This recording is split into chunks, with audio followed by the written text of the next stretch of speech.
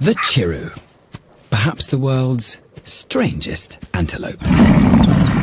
Each winter, herds of these curious creatures gather to breed. This male guards a harem of 10 females, and to keep them close, he struts his stuff. He needs to watch out, as he's not the only male with mating on his mind.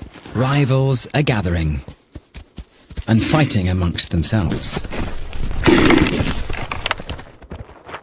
Deep sounds travel further, so Chiru use low, loud growls to broadcast their warnings for nearly a mile.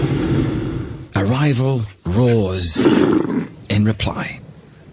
It's a direct challenge our male will have to silence. And so begins the Battle of the Bellows. Possibly the world's worst singing contest.